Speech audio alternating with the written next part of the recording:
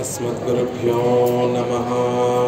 श्रीरङ्गसिंहगिरिदेशिकपादसेवा प्राप्ता किरद्रविडवेदरहस्यजातं श्रीगौतमान्वयजमाश्रितभागधेयं गोपालदेशिकमहं शरणं प्रपद्ये।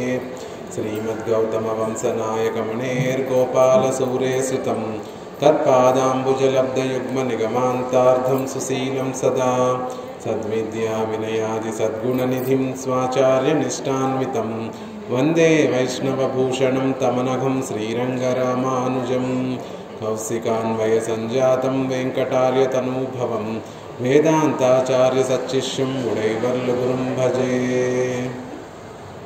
आपदामपहत्तारं धातारं सर्वसम्पदां लोकाभिरामं श्रीरामं भूयो भूयो नमाम्यहम्। पूज्यन्तं राम रामेति मधुरं मधुराक्षरम् आरुह्य कविताशाखां वन्दे वाल्मीकिकोकिलम्। गोष्पदीकृतवारासिंहसखीकृतराक्षसं रामायणमहामालारत्नं वन्दे अनिलात्मजं।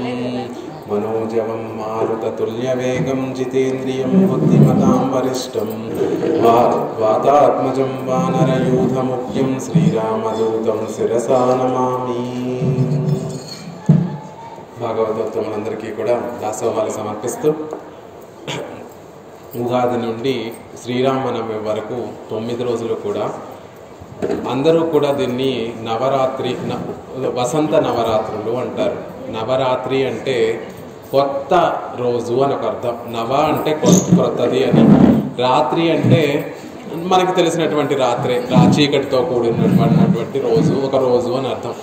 ఏమిటి ప్రత్యేకంగా ఈసారి కొత్తదనం ఏమిటి? ప్రతి సంవత్సరం వసంత ఋతువు వస్తుంది, చైత్రమాసం వస్తుంది, ఉగాది వస్తుంది, శ్రీరామనవమి వస్తుంది. మరి ఈసారి కొత్తగా ప్రతిసారి ఈ 9 రోజుల్ని నవరాత్రి అని ఎందుకంటారు అంటే, ఇది మళ్ళీ మనకొక నవ అంటే కొత్తగా మనం మన జీవితాన్ని ప్రారంభించడానికి భగవంతుడు ఇచ్చినటువంటి చక్కటి అవకాశము ఈ నవరాత్రులు అంటారు. కొత్తగా మళ్ళీ మన జీవితాన్ని మలుచుకోవడానికి భగవంతుడు ఇచ్చినటువంటి ఒక చక్కటి అవకాశం. రాత్రి అంటే చీకటితో కూడినటువంటిది. మన మనసు కూడా అజ్ఞానం అనేటటువంటి చీకటితో నిండినటువంటి మనసుని భగవంతుడి ముందు ఆ మనసుని ఉంచి భగవత్ కటాక్షాన్ని పొంది మళ్ళీ మన జీవితాన్ని చక్కటి మార్గం సుఖమయంగా చేసుకోవడానికి కాలము భగవత్ స్వరూపమైనటువంటి కాలం మనకిచ్చేటటువంటి ఒక అవకాశం. ప్రతి సంవత్సరం కూడా చైత్రమాసంలో వచ్చేటటువంటి ఉగాది నుండి నవమి వరకు, రామచంద్రుడి శ్రీరామనవమి వరకు పెద్దలందరూ కూడా రామాయణాన్ని చక్కగా పారాయణ చేస్తూ ఉంటారు. అది అవకాశం లేనటువంటి వారు సుందరకాండని పారాయణ చేస్తూ ఉంటారు. అది కూడా అవకాశం లేనటువంటి వారు సంక్షేప రామాయణాన్నైనా పారాయణ చేస్తూ ఉంటారు. అలా ఈసారి మన భాగ్యవశాత్తు ఇక్కడ రామచంద్రుడి యొక్క కటాక్షంతో ఇక్కడ ఉన్నటువంటి దేవాలయ శాఖ కమిటీ మెంబర్ల యొక్క సహకారంతో మనం అందరం కూడా ఈసారి రామాయణంలో ఉన్నటువంటి బాలకాండలో ఉన్నటువంటి విశేషాలన్నిటినీ కూడా చక్కగా పంచుకుందాము అనేటటువంటి ఒక సంకల్పంతో ఇక్కడ అందరం కూడా కూడి ఉన్నాం. నిజానికి వసంతకాలం వచ్చింది, చైత్రమాసం వచ్చింది అంటే ఒక ఆహ్లాదంగా ఉండకుండా ఎండలు మండిపోతున్నాయండి, ఎలా ఈ జీవితాన్ని ఎలా రోజుల్ని గడపాలి అనేటటువంటి ఒక బెంగ మనలో మొదలవుతోంది. కానీ ఈసారి ఇక్కడ అందరం కూడా ఈ దేవాలయంలో కూడిన తర్వాత రామచంద్రుడు అనేటటువంటి చల్లటి వెన్నెలలు కురిపించేటటువంటి ఆ స్వామి సన్నిధిలో ఉంటే ఎండ ఎక్కడికి పోయిందో తెలియట్లేదు, అసలు ఆ తాపం ఎక్కడికి పోయిందో తెలియడం లేకుండా అందరి మొహాలు చూస్తుంటే ఆనందంతో మన మనసులు కూడా హాయిగా ఏసీలో కూర్చున్నట్టుగా చల్లగా అనిపిస్తున్నాయి. ఎండాకాలం అంటేనే మామి చిగురు, చక్కటి మల్లె పువ్వులు, అలాగే మధురమైనటువంటి మామిడి పండ్ల యొక్క రుచి మనకి గుర్తొస్తుంది. వాటితో పాటు ఈ వసంత ఋతువులో వచ్చేటటువంటి ఈ వసంత నవరాత్రుల్లో చేసేటటువంటి రామ కథాశ్రవణం అనేటటువంటి అమృతం కూడా మనకి అందరికీ కూడా గుర్తొస్తూ ఉంటుంది. వసంత ఋతువు వచ్చింది, చైత్రమాసం వచ్చింది, ఉగాది వచ్చింది అంటే అబ్బబ్బా రామచంద్రుడి యొక్క కథను మనం అందరం విని మళ్ళీ ఆస్వాదించగలిగినటువంటి ఒక చక్కటి భాగ్యం మనకి కలిగిందే అనేటటువంటి ఒక చక్కటి ఆలోచన కూడా మనకి వస్తుంది. నిజానికి ఎవరైనా అమృతం అనేటటువంటిది ఎలా పానం చేస్తారు, ఎలా దాన్ని ఆస్వాదిస్తారు అంటే ఏదైనా పానీయాన్ని తాగి నోటితో నాలుక ఆ రుచిని ఆస్వాదిస్తూ ఉంటుంది. కానీ రామాయణం అనేటటువంటి గొప్ప కావ్యాన్ని ఎలా మనం అనుభవిస్తాము అంటే మన చెవులు రామాయణం అనేటటువంటి మధువుని తాగుతూ ఉంటాయి. ఆశ్చర్యము, ఎక్కడైనా చెవులు ఏవైనా రుచి చూడగలవా అండి?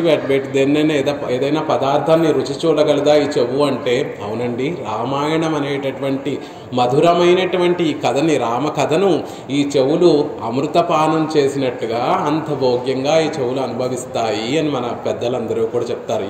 కర్ణాంజలి సంపుటైర్ అహరహ సమ్యక్ పిబద్యాదరాత్ వాల్మీకేర్ వదనారవింద గళితం రామాయణాఖ్యం మధు. రామాయణం అనేటటువంటిది వాల్మీకి మహర్షి యొక్క వదనారవిందం నుండి వచ్చినటువంటి ఆ అమృత ప్రవాహాన్ని మనం ఎలా ఆస్వాదిస్తాము అంటే అహరహర్ సమ్యక్ పిబద్యాదరాత్, కర్ణాంజలి సంపుటైర్ అహరహ సమ్యక్ పిబద్యాదరాత్ అంటే మన కర్ణములు ఆ అమృతాన్ని, మధువుని చక్కగా ఆస్వాదిస్తూ ఉంటాయి అంటారు. అలా అందమైనటువంటి మధురమైనటువంటి రామకథను సేవించేటటువంటి ప్రయత్నం చేద్దాం. రామకథ అంటే ఏం కలుగుతుందండి? రామకథ వింటే మాకు కలిగేటటువంటి లాభం ఏమిటి అంటే అనేక విషయాలు చెప్తారు. ఈ రామకథ అనేటటువంటిది చరితం రఘునాథస్య శతకోటి ప్రవిస్తరం. అది ముఖ్యం కాదు. బ్రహ్మలోకంలో ఇక్కడ 24,000 శ్లోకాలలో రామాయణం ఉందండి. కానీ చతుర్ముఖ బ్రహ్మ ఉండేటటువంటి ఆ బ్రహ్మలోకంలో కొన్ని కోట్ల శ్లోకాల సంఖ్యలో ఆ రామాయణం అనేటటువంటిది విస్తరించి ఉంది. కానీ అది గొప్పతనం కాదు. ఏకైకం అక్షరం ప్రోక్తం మహాపాతక నాశనం. ఆ రామాయణంలో ఉన్నటువంటి ఒక్క అక్షరాన్ని అయినా మనం చదివినా మనలో ఉన్నటువంటి పాతకాలన్నీ కూడా తొలగింపచేస్తుంది రామాయణము అనేటటువంటి విషయాన్ని చెప్తారు. మాకు అలా కాదండి, ఎక్కడైనా నిరూపించి ఉంటే అప్పుడు కానీ నమ్మము. మేము ఇలాంటి మాటలు విని నమ్మేటటువంటి వాళ్ళం కాదు. ఏదైనా ఎవరి విషయంలోనే ఇలా జరుగుంటే అప్పుడు నమ్ముతాము అని అంటారా? రామాయణంలోనే రామ కథ యొక్క వైభవం చెప్పబడి ఉంది. గరుత్మంతుడికి అన్నయ్య అయినటువంటి, సూర్యుడికి రథసారథి అయినటువంటి ఒక పురుషుడికి ఇద్దరు కుమారులు ఉన్నారు. సంపాతి, జటాయువు అనేటటువంటి ఇద్దరు కుమారులు ఉంటే సంపాతి ఇద్దరూ ఒకసారి సూర్యుడి దగ్గరికి ఎవరు వేగంగా వెళ్ళగలరు అని ఒక పందెం పెట్టుకున్నారు. ఇద్దరూ వేగాంతో సూర్యుడి దగ్గరికి వెళ్ళిపోతూ ఉంటే పాపం చిన్నవాడైనటువంటి జటాయువు తన రెక్కలు ఆ వేడికి సూర్యుడి యొక్క తాపానికి జటాయువు యొక్క రెక్కలు కాలిపోతుంటే ఆ అన్న అయినటువంటి సంపాతి తాను అడ్డుగా నిల్చొని జటాయువు మీద ఆ వేడి తాపం కలగకుండా తాను తన శరీరాన్ని, తన రెక్కల్ని చాచి తన తమ్ముణ్ణి కాపాడాడు. కానీ ఆ జరిగినటువంటి విషయంలో సంపాతి యొక్క రెక్కలన్నీ కూడా పూర్తిగా కాలిపోయి పాపం నేల మీదకి వచ్చి పడిపోయాడు. వానర వీరులందరూ కూడా సీతాదేవిని అన్వేషిస్తూ సంపాతి దగ్గరికి వెళ్ళినటువంటి సందర్భంలో ఎవరు మీరు, ఎందుకు మీరందరూ ఇక్కడికి వచ్చారు అంటే మేము రామచంద్రుడు దూతగా మేము వచ్చాము, సీతాదేవిని అన్వేషించడానికి వచ్చాము అని చెప్పినటువంటి సందర్భంలో అప్పుడు వాళ్ళందరూ కూడా అక్కడ రామచంద్రుడు వైభవం, అప్పటి వరకు జరిగినటువంటి రామ కథనంతటినీ కూడా అక్కడ ఉన్నటువంటి వానర వీరులు చెప్తూ ఉంటే ఆ సంపాతి వినడం వల్ల తనకి పోయినటువంటి ఆ రెక్కలన్నీ కూడా మళ్ళీ మొలిచి తన రెక్కలు పొందినటువంటి వాడయ్యాడు. అప్పుడు రెక్కలు పూర్తిగా వచ్చినటువంటి ఆ సంపాతి ఆకాశంలోకి పైకి ఎగిరి చూస్తే దూరంగా నాకు సీతాదేవి లంకలో కనిపిస్తోంది అని ఆ వానరులకి తాను చెప్తాడు. అంటే రామాయణాన్ని మృత సంజీవిని అంటే మరణించేటటువంటి స్థితిలో ఉన్నటువంటి వారిని కూడా ఒక సంజీవిని వంటి మహా ఔషధం ఈ రామాయణము. మనలో మళ్ళీ బ్రతకాలి అనేటటువంటి ఒక ఆశను కలిగించేటటువంటిది రామాయణం. రామాయణం ఎందుకు చదవాలి అంటే మనం ఎలా ఆనందంగా మన జీవితాన్ని ఎలా మర్చుకోవాలో తెలియచేసేటటువంటిది రామాయణం. ఆ రామాయణం యొక్క ఇంత గొప్ప వైభవాన్ని కలిగినటువంటి రామాయణం, అసలు రామాయణం ఎలా మొదలైందండి అంటే ఒక చక్కటి ప్రశ్నతోటి మొదలవుతుంది. మనందరికీ కూడా తెలిసిందే ఎలా రామాయణం మొదలైంది అంటే వాల్మీకి మహర్షికి ఎన్నో సందేహాలు ఉంటే ఆ సందేహాలన్నీ కూడా నారద మహర్షి వాల్మీకి దగ్గరికి వస్తే తాను మొదటగా వాల్మీకి మహర్షి నారద మహర్షిని అడిగినటువంటి ఒక ప్రశ్నతోటి రామాయణం మొదలైంది. తపస్వాధ్యాయ నిరతం తపస్వీ వాగ్విదాంబరం నారదం పరిపప్రచ్చ వాల్మీకిర్ మునిపుంగవం. తపస్వి అయినటువంటి వాల్మీకి తపస్వాధ్యాయుడు, నిరతము వాగ్విదాంబరుడు అయినటువంటి ఆ నారద మహర్షిని ఈ విధంగా ప్రశ్నించాడు అనేటటువంటి ఒక ప్రశ్నతోటి రామాయణం మొదలవుతుంది. వాల్మీకి మహర్షి ఈ లోకంలో ఇప్పుడు మనం ఉంటున్నటువంటి నేనున్నటువంటి ఈ లోకంలో ఎవరిలో 16 కళ్యాణ గుణములు ఎవరిలో ఉన్నాయో నాకు తెలియచేయండి అని నారద మహర్షిని ప్రశ్నించడం ద్వారా ఈ రామాయణం అనేటటువంటిది మొదలవుతుంది. మన జీవితం కూడా రాముడి వైపు మన పయనం కూడా ఎలా మొదలవుతుంది అంటే, ఎవరు భగవంతుడు అనేటటువంటి ప్రశ్న మనలో ఉదయిస్తే అప్పుడు మనం అందరం కూడా రాముడి వైపు వెళ్ళేటటువంటి వారం అవుతాం. ముందు అసలు ఈ సృష్టి అంతా కూడా ఎవరి నుంచి వస్తోంది, ఈ సృష్టి అంతా కూడా ఎవరు చేస్తున్నారు, ఈ సృష్టి అంతా కూడా ఎవరు రక్షిస్తున్నారు, ఈ సృష్టి అంతా కూడా మళ్ళీ ప్రళయంలో సమసిపోకుండా ఎవరు దాన్ని కాపాడుతున్నారు అనేటటువంటి ప్రశ్న మనలో కలిగితే ఆ ప్రశ్నకు సమాధానం వెతుకుతూ మనం వెళుతూ ఉంటే అప్పుడు భగవత్ కటాక్షంతో ఒక చక్కటి గురువులు మనకి లభిస్తే ఆ గురువుల దగ్గరికి వెళ్ళి నేను ఎవరిని ధ్యానిస్తే ఎవరిని అర్చిస్తే నాకు మళ్ళీ సంసారంలోకి జన్మ అంటూ లేకుండా నిత్యమైనటువంటి గొప్పదైనటువంటి ఆనందాన్ని పొందుతాను, బ్రహ్మ ఎవరు పరబ్రహ్మ ఎవరు అనేటటువంటి విషయం అనేటటువంటి ఒక జిజ్ఞాస కుతూహలం ఎవరు తెలుసుకోవాలి, భగవంతుడి గురించి తెలుసుకోవాలి అనేటటువంటి ఒక ప్రశ్న మనలో బయలుదేరితే అప్పుడు ఆ ప్రశ్నకు సమాధానంగా మనకి భగవత్ తత్వం అంటూ తెలుస్తుంది. భగవంతుడిలో అనేక కళ్యాణ గుణములు ఉన్నాయి అని మనకు తెలుస్తుంది. ఆ కళ్యాణ గుణములు కలిగినటువంటి వాడు రామచంద్రుడు మనకు ఎంతో ఉపకారం చేసేటటువంటి వాడని తెలుస్తుంది. తద్వారా రామచంద్రుడి మీద ప్రేమ అనేటటువంటిది కలుగుతుంది. కాబట్టి ఒక జీవుడు ఈ సంసారంలో బంధింపబడినటువంటి జీవుడు మోక్షాన్ని పొందాలి, జన్మరాహిత్యాన్ని పొందాలి అంటే ముందు అతనిలో ఒక కుతూహలం, భగవంతుడు ఎవరు అనేటటువంటి ఒక ప్రశ్న ఉదయించాలి. ఆ భగవంతుడికి ఉండేటటువంటి లక్షణములు ఏమిటి అనేటటువంటి ఒక ప్రశ్న, ఒక ఔత్సుకత మనసులో మెదలాలి. ఆ భగవంతుడిలో ఇన్ని మంచి గుణములు ఉన్నాయి, ఆ గుణములన్నీ కూడా మన కోసమే ఉన్నాయి అనేటటువంటి ఒక విషయం ఒక గురువు దగ్గర నుంచి తెలుసుకోవాలి. అప్పుడు అన్ని మంచి గుణములు ఉన్నటువంటి వ్యక్తిని విడిచిపెట్టేసి ఇన్ని రోజులు నేను ఎలా ఉండగలిగాను, అయ్యో ఈయనకు సేవ చేయకుండా నేను ఇన్ని రోజులు నా జీవితాన్ని ఎలా వ్యర్థం చేసుకున్నాను అనేటటువంటి భావన అప్పుడు కలిగి అప్పుడు భగవంతుడిని ప్రేమిస్తూ ఆయనను సేవిస్తూ ఆనందాన్ని అనుభవించేటటువంటి వారం అవుతాం. ఇక్కడ వాల్మీకి మహర్షి కలిగినటువంటి ఆ సందేహము నారద మహర్షిని ప్రశ్నించినటువంటి సందర్భంలో ఆ నారద మహర్షి చెప్పినటువంటి ఆ వాల్మీకి మహర్షి వేసినటువంటి ప్రశ్న అందమైనటువంటి ప్రశ్న. కోన్వస్మిన్ సాంప్రతం లోకే గుణవాన్ కశ్చ వీర్యవాన్ ధర్మజ్ఞస్య కృతజ్ఞస్య సత్యవాక్యో దృఢవ్రతః చారిత్రేణ చకోయుక్తః సర్వభూతేషు కోహితః విద్వాన్ కః సమర్థశ్చ కశ్చైక ప్రియదర్శనః ఆత్మవాన్ కో జితక్రోధో ద్యుతిమాన్ కో నసూయకః కస్య బిభ్యతి దేవాశ్చ జాతరోషస్య సంయుగే ఏతదిచ్ఛామ్యహం శ్రోతుం పరం కౌతూహలం హిమే మహర్షే త్వం సమర్థోసి జ్ఞాతుమేవం విధం నరం. ఓ మహర్షి, నారద మహర్షి, నువ్వు సమర్థుడివి. నువ్వు ఎలాంటి వాడివి అంటే తపస్సు స్వాధ్యాయము నిరంతరము కలిగినటువంటి వాడివి. వాగ్విదాం, వేదాలను అధ్యయనం చేయటమే కాకుండా వేదంలో ఉన్నటువంటి విశేషాలన్నిటినీ కూడా నలుగురికి అర్థమయ్యేటట్టుగా ప్రవచనం చేయగలిగినటువంటి సమర్థుడివి. అంతేకాకుండా అలాంటి మునిపుంగుడవి. నిత్యము భగవంతుని యొక్క గుణాలను నువ్వు అనుభవిస్తూ నీ చుట్టూ ఉన్నటువంటి వారందరికీ కూడా ఆ గుణానుభవం చేయిస్తూ వారందరినీ కూడా ఆనందింప చేయగలిగినటువంటి ఉత్తమ ఆచార్యుడు, గురువు నువ్వు. కాబట్టి నిన్ను నేను ప్రశ్నిస్తున్నాను, ఎవరిలో ఈ 16 గుణములు కలిగినటువంటి వారు ఎవరున్నారు ఈ లోకంలో అనేటటువంటి విషయాన్ని నారద మహర్షి ప్రశ్నిస్తాడు. అంతకు పూర్వరంగం ఏమిటి అంటే, రామచంద్రుడు రావణాసురుడిని సంహరించేశాడు, అయోధ్యకు చేరిపోయాడు, సీతాదేవితో సుఖంగా జీవితాన్ని గడుపుతున్నాడు.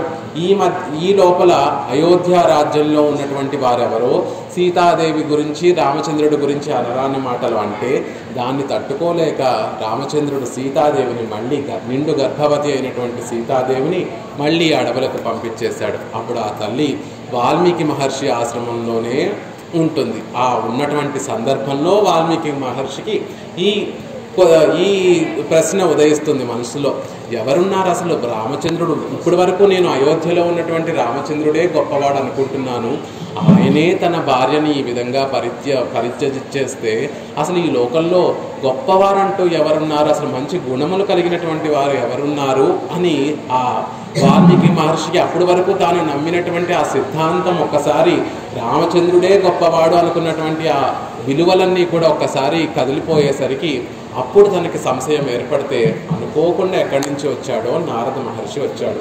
లోకంలో నారదుడు అంటే ఎప్పుడూ అందరికీ గొడవలు పెట్టేటటువంటి వాడండి, ముల్లోకములు తిరుగుతూ ఉంటేవాడండి అనేటటువంటి ఒక అభిప్రాయం ఉంది. కానీ నిజానికి నారదుడు అంటే నారములు అంటే అజ్ఞానము, ఆ అజ్ఞానాన్ని తొలగించేటటువంటి వాడు, చక్కటి జ్ఞానాన్ని ప్రసాదించేటటువంటి వాడు నారదుడు. ఎవరికి ఏ సందేహం కలిగినా ఆ క్షణం అక్కడికి తాను వచ్చి వారికి కలిగినటువంటి సందేహాలన్నీ కూడా నివృత్తి చేసేటటువంటి వాడు. మనలో కూడా ఎప్పుడు నిజంగా భగవంతుడు ఉన్నాడో, కొన్ని కష్టమైనటువంటి సందర్భాలు జీవితంలో, ఎవరి జీవితము కూడా ఎప్పుడూ సుఖంగా ఉండదు. జీవితం అంటే సుఖము దుఃఖము రెండు సమంగా ఉంటాయి.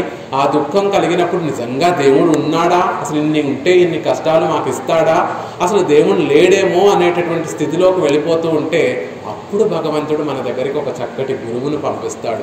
లేదు నువ్వు అలా తప్పుగా అనుకుంటున్నావు, భగవంతుడు అనేటటువంటి వాడు తప్పకుండా ఉన్నాడు, నీ జీవితాన్ని చక్కగా మలచడం కోసమే నీకు ఈ కష్టాన్ని ఇచ్చాడు అని భగవంతుడి మీద సడలిపోతున్నటువంటి ఆ విశ్వాసాన్ని ఇంకా పదిలపరచడం కోసం, ఇంకా దృఢంగా చేయడం కోసం ఒక గురువుని మన దగ్గరికి పంపిస్తూ ఉంటాడు భగవంతుడు. అలా ఇక్కడ వాల్మీకి మహర్షికి కలిగినటువంటి ఆ సందేహాన్ని నివృత్తి చేయడం కోసం నారద మహర్షి అక్కడికి విచ్చేస్తే ఆ నారద మహర్షిని అడుగుతున్నాడు వాల్మీకి మహర్షి, ఎవరు ఈ లోకంలో, ఇప్పుడున్నటువంటి ఈ లోకంలో 16 చక్కటి గుణములు కలిగినటువంటి వారు ఎవరున్నారు ఈ లోకంలో అని అడుగుతున్నారు. చంద్రుడికి 16 కళలు ఉంటాయి అని చెప్తూ ఉంటారు. కళలు అంటే ఒక్కొక్క రోజుకి తన కాంతి పెరుగుతూ ఉంటుంది. చక్కగా పౌర్ణమి రోజు నిండు కళలతోటి నిండుగా కనిపిస్తూ ఉంటాడు చంద్రుడు. అలా ఈ లోకంలో చూసేటటువంటి చంద్రుడికి 16 కళలు ఉంటే మన రామచంద్రుడికి చక్కగా 16 కళ్యాణ గుణములు. 16 అంటే కేవలం మనకి అర్థం అవ్వడానికి 16 కళ్యాణ గుణములు అన్నీ చెప్పాడు వాల్మీకి మహర్షి. అంతకంటే అసంఖ్యాకములైనటువంటి కళ్యాణ గుణములు ప్రత్యేకంగా ఈ రామచంద్రుడికి 16 కళ్యాణ గుణములు ఉన్నాయి. ఆ చంద్రుడి యొక్క కళలు మనకి వెన్నెలను ప్రసాదించి మన తాపాన్ని ఎలాగైతే తొలగింపజేస్తాయో, ఈ రామచంద్రుడికి ఉన్నటువంటి గుణములన్నీ కూడా మనని ఆనందింపచేయడం కోసమే, భక్తుల్ని ఆనందింపచేయడం కోసమే అంటున్నారు. అసలు ఆ గుణములు ఏమేమి గుణములు అడిగాడు వాల్మీకి మహర్షి, ఆ గుణముల యొక్క అర్థం ఏమిటో తెలుసుకునేటటువంటి ప్రయత్నం చేద్దాం. ఈ గుణములు పైకి కనిపించడానికి ఏదో సాధారణమైనటువంటి మానవుల్లో ఉన్నటువంటి గుణములు అన్నట్టుగా ఉంటాయి. కానీ ప్రతి గుణం వెనకాల భగవంతుడెవరు, ఆ భగవత్ తత్వం ఏమిటి అనేటటువంటి ప్రశ్న వేశాడు. నిజంగా సాధారణ మనలాంటి అజ్ఞానం కలిగినటువంటి వాడు కాదు వాల్మీకి మహర్షి. వాల్మీకి మహర్షి కూడా గొప్ప తపస్సంపన్నుడు. అలాంటి ఆ వాల్మీకి మహర్షి గుణవంతుడెవరు, ప్రియవాది ఎవరు, ఇలాంటి సామాన్యమైనటువంటి ప్రశ్న వేయలేదు. ఆయన వేసినటువంటి ఆ గుణాలు, చెప్పినటువంటి ఆ గుణములన్నిటికీ వెనకాల ఉండేటటువంటి అర్థం ఏమిటి అంటే, ఈ కళ్యాణ గుణములు కలిగినటువంటి భగవత్ తత్వం ఏమిటి అనేటటువంటి విషయాన్ని ఆ 16 గుణములలో కూడా వాల్మీకి మహర్షి ప్రశ్నించాడు. అందులో మొదటి గుణము గుణవాన్, గుణవంతుడెవరు అనేటటువంటి ప్రశ్న.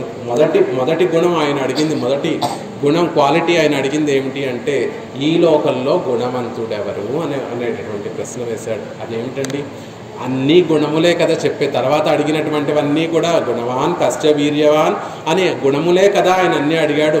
మళ్ళీ ఇక్కడ గుణవంతుడు ఎవరు అంటే, గుణములు కలిగినటువంటి వాడే గుణవంతుడు కదా, మళ్ళీ ఈయన గుణవంతుడు ఎవరు అని విడిగా మళ్ళీ ఒక ప్రశ్న వేశాడంటే ఆయన క్వశ్చన్లోనే రాంగ్ ఉంది అని నారద మహర్షి నీవు అడిగినటువంటి ప్రశ్నే తప్పయ్యా వాల్మీకి అని చెప్పి కొట్టిపారేయలేదు. గుణవంతుడు ఎవరు అంటే, ఉన్నటువంటి గుణములన్నిటిలో కూడా గొప్ప గుణము ఏది అని మన మహర్షులందరూ ఒకసారి ఆలోచిస్తే, గుణములన్నిటిలో కూడా సౌశీల్యం అనేటటువంటి గుణము గొప్ప గుణము అంటారు.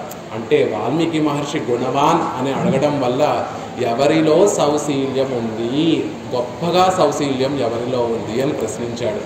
సౌశీల్యం అంటే ఎవరండి అంటే, తనకన్నా తక్కువ వారితోటి ఎటువంటి అరమరికలు లేకుండా వారితో కలిసిపోయి ఉండేటటువంటి ఒక స్వభావం. ఎక్కడో గొప్ప హోదాలో ఉన్నటువంటి వాడు, గొప్ప ధనం కలిగినటువంటి వాడు తనకన్నా తక్కువ వారిని చూస్తే చీదరించుకుంటూ ఉంటాడు. అతనితో కలిసి తిరగడానికి, అతను కలుస్తూ ఉండడానికి చీదర, విసుగు, అసలు కలవడానికి ఇష్టపడకుండా ఉంటారు. కానీ రామచంద్రుడు అలాంటి వాడు కాదండి.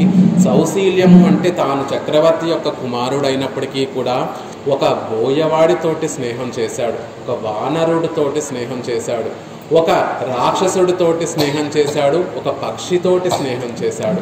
ఆ వారందరూ తనకన్నా తక్కువ స్థాయిలో ఉన్నటువంటి వారైనప్పటికీ కూడా వారితోటి ఎటువంటి అరమరికలు అంటే తేడాలు చూపించకుండా తాను కూడా వారితో సమానమైనటువంటి వాడిగా వెలిగాడు రామచంద్రుడు. అది సౌశీల్యం అంటే. మనం నేర్చుకోవాల్సినటువంటి ముఖ్య గుణం ఏమిటి అంటే, రామచంద్రుడిని చూసి మనం నేర్చుకోవాల్సినటువంటి ముఖ్య గుణము ఏమిటి అంటే, నాకు విద్య ఉందనో, జ్ఞానం ఉందనో, నాకు డబ్బు ఉందనో, లేకపోతే పరపతి ఉందనో మనం అహంకారం చూపించకుండా మనకన్నా తక్కువ వారితో కలిసి మనం జీవిస్తేనే అప్పుడు మన జీవితము ఆనందమయమవుతుంది, ఆ ఎదుట వ్యక్తి యొక్క జీవితము కూడా ఆనందమయమవుతుంది. ఆ గుణం ముఖ్యం. గుణములు అన్నిటిలో కూడా ఏ గుణం ముఖ్యము అంటే, దర్పం చూపించకుండా, గర్వం చూపించకుండా తనకన్నా తక్కువ వారితోటి నువ్వు కలిసిమెలిసి ఉండగలిగినటువంటి స్థితి నీకు కలిగితే అప్పుడు నిజంగా నీకు నీ జీవితం ఆనందమయమవుతుంది, నువ్వు ఆనందాన్ని పంచగలిగినటువంటి వాళ్ళం అవుతాము. అది రామచంద్రుడిలో ఉంది. ఒక గుహుడు నిషాదాది అంటే దారిని పోయేటటువంటి వారిని దొంగతనం చేసి పొట్ట నింపుకునేటటువంటి గుహుడు దగ్గరకు వెళ్ళి, నువ్వు నాకు ఆత్మసకుడివి, నా తమ్ముడు లక్ష్మణస్వామి ఎంతో, నువ్వు కూడా నాకు అంతే సమానము అని అడవిలో బతికేటటువంటి దొంగతనం చేస్తూ నీచంగా బతికేటటువంటి ఆ గుహుని కూడా తన సొంత తమ్ముడిలా భావించాడు. శత్రువు యొక్క సోదరుడైనటువంటి విభీషణుడు తన దగ్గరికి వస్తే, నువ్వు నాకు తమ్ముడితో సమానమయ్యా అని ఆయనను కూడా దగ్గరగా, రాక్షసుణ్ణి దగ్గరగా తీర్చుకున్నాడు. అంతెందుకండి, ఒక వానరుడు సుగ్రీవుణ్ణి నువ్వు నాకు తమ్ముడితో నాకు అపారమైనటువంటి స్నేహితుడివి, నువ్వు నా ప్రాణాల కన్నా అధికమైనటువంటి స్నేహితుడివి అని ఒక వానరుడితోటి తాను కలిసిమెలిసి ఉన్నాడు. నిజానికి రామచంద్రుడు ఎవరో తక్కువ వాడు కాదండి. చక్రవర్తి, దశరథ మహారాజు చక్రవర్తి యొక్క కుమారుడు, యువరాజు కాబోయే పట్టాభిషేకం చేసుకోవలసినటువంటి చక్రవర్తి అయ్యుండి కూడా వీరందరితోటి కూడా కలిసిమెలిసి అరమరికలు లేకుండా ఉన్నాడు. అది సౌశీల్యం అంటే. అది రామచంద్రుడిలో ఉన్నటువంటి గుణం. భగవంతుడిలో ఉన్నటువంటి గుణం ఏమిటి అంటే, తాను ఆ వైకుంఠంలో నిత్యులతోటి ముక్తులు అందరూ సేవించేటటువంటి వారందరూ ఆ వైకుంఠంలో ఉన్నప్పటికీ కూడా ఈ సంసారంలో అయ్యో వీరందరూ కూడా నా దగ్గర ఉండి నేను అనుభవిస్తున్నటువంటి ఆనందాన్ని వీరందరూ కూడా అనుభవించవలసినటువంటి వారయ్యుండి ఆ ఆనందాన్ని కోల్పోయి ఈ సంసారంలోకి వచ్చి పాపాలతోటి పుణ్యాలతోటి ఈ జీవితాన్ని, కర్మబంధంతో ఈ జీవితాన్ని కష్టసుఖాలు అనుభవిస్తున్నారు. వీరిని ఎలా అయినా నేను కడతీర్చాలి అంటే, వీరిని అందరినీ కూడా నేను బాగుపరచాలి అని తాను ఆ వైకుంఠాన్ని విడిచిపెట్టి కిందకి దిగి వచ్చి మనలో సామాన్యమైనటువంటి ఒక మనిషిగా రామచంద్రుడుగా తాను కూడా మెదిలాడు. తాను కూడా ఒక మానవుడిగా సంచరించి మనకి పాఠాలు నేర్పాడంటే, భగవంతుడు తన పరత్వాన్ని, తనకున్నటువంటి గొప్పతనాన్నంతటినీ కూడా విడిచిపెట్టి సామాన్యమైనటువంటి మనలాంటి వారితో కలిసిపోయి తనకుండేటటువంటి దైవత్వాన్నంతటినీ కూడా మరుగున పరుచుకొని నేను మానవుణ్ణి అని రామాయణంలో అంతా కూడా రామచంద్రుడు చెప్పినటువంటి మాట ఒకటే, నేను కూడా మీలాంటి మానవుణ్ణే అని చెప్పుకుంటూ మనందరికీ కూడా మన జీవితంలో ఎలా నడుచుకోవాలో అనేటటువంటి విషయాన్ని తాను చూపించాడు. ఇది సౌశీల్యం అంటే. తాను నిజంగా ఈ సంసారంలో ఉన్నటువంటి వారితో కలవవలసినటువంటి అవసరం లేకపోయినప్పటికీ కూడా మనందరినీ కూడా బాగు చేయడం కోసం ఆయన దిగి వచ్చాడు కదా, అది సౌశీల్యం అంటే అని ఆ భగవంతుడి విషయంలో చెప్పేటటువంటి మాట. ఆ తర్వాత వాల్మీకి మహర్షి అడిగినటువంటి మాట, కస్య వీర్యవాన్, వీర్యవంతుడెవరు, పరాక్రమంకి ఒక రూపాన్ని కడితే ఆ పరాక్రమంతుడు ఎవరు ఈ లోకంలో అనేటటువంటి విషయాన్ని ప్రశ్నిస్తే, ఇంకెవరయ్యా, పరాక్రమమైనటువంటి వాడు రామచంద్రుడే అరణ్యవాసంలో ఉన్నటువంటి సందర్భంలో శూర్పణఖ యొక్క ముక్కు చెవులు కోసేసిన తర్వాత శూర్పణఖ కరదూషణాదులు తన అన్నులైనటువంటి కరుడి దగ్గరికి దూషణుడి దగ్గరికి వెళ్ళి రామచంద్రుడు నాకు ఇంత పరాభవాన్ని చేశాడు అని చెప్పిన తర్వాత 14,000 మంది రాక్షసులతోటి కరదూషణాదులు రామచంద్రుడి మీద యుద్ధానికి వస్తే రామచంద్రుడు ఒక్కడే ఒకవైపు ఉండి ఆ 14,000 మందిని కూడా ఒక ముహూర్త కాలంలో వారందరినీ కూడా సంహరించి జయించాడు రామచంద్రుడు. అంత గొప్ప పరాక్రమం కలిగినటువంటి వాడు రామచంద్రుడు. కాబట్టి వీర్యవాన్, గొప్ప వీర్యవంతుడు ఎవరయ్యా అంటే ఇంకెవరు? రామచంద్రుడే గొప్ప పరాక్రమం కలిగినటువంటి వాడు. ఎంత పరాక్రమం కలిగినటువంటి వాడు అంటే ప్రత్యర్థి అయినటువంటి రావణాసురుడు, నిజంగా రావణాసురుడు ఎంతో శక్తి ఎంతో బలం కలిగినటువంటి వాడు. బలము, సేన తనకున్నటువంటి సేనా బలము, ఇక ప్రహరి గొప్ప స్థాన బలము కలిగినటువంటి ఆ రావణాసురుడు చేతే రంజనీయస్య విక్రమై, రామచంద్రుడు రావణాసురుడితోటి యుద్ధం చేస్తూ ఉంటే రామచంద్రుడు చేసేటటువంటి ఆ యుద్ధ కౌశలాన్ని చూసి, రామచంద్రుడి యొక్క పరాక్రమాన్ని చూసి రంజనీయస్య విక్రమై, రామచంద్రుడి యొక్క పరాక్రమము నాకు ఆనందాన్ని కలగజేస్తుంది. ఎవరైనా యుద్ధం చేస్తుంటే భయమో లేకపోతే మనసులో ఒక బెంగో కలగచేయాలి, కానీ రామచంద్రుడు యుద్ధం చేస్తూ ఉంటే ఆ యుద్ధ కౌశలాన్ని చూస్తూ ఉంటే మనసు ఆనందం కలుగుతుందట. అంత గొప్పగా యుద్ధం చేస్తున్నాడు అని రావణాసుడే రామచంద్రుడి యొక్క విక్రమాన్ని గురించి పొగుడుతాడు. అంత గొప్ప విక్రమం, గొప్ప వీర్యవంతుడు రామచంద్రుడు. అంత వీర్యవంతుడు ఎవరు అంటే ఇంకెవరయ్యా? రామచంద్రుడే అంత వీర్యవంతుడు అనేటటువంటి విషయాన్ని చెప్తారు. మరి భగవతత్వంలో వీర్య గుణం అంటే ఏమిటండి అంటే మనమందరం కూడా భగవంతుడి లాంటి స్వభావం కలిగినటువంటి వారమే. ఈ ఆత్మలన్నీ కూడా భగవంతుడికి ఎలా అయితే కళ్యాణ గుణములు ఉంటాయో అలాంటి గుణములే మనకి కూడా ఉంటాయి. కానీ ఎప్పుడైతే మనం ఈ లోకంలోకి శరీరంతో ఒక సంబంధం ఏర్పడుతుందో, అజ్ఞానం ఎప్పుడైతే కమ్ముకుంటుందో అప్పుడు మనలో ఉన్నటువంటి గుణములన్నీ కూడా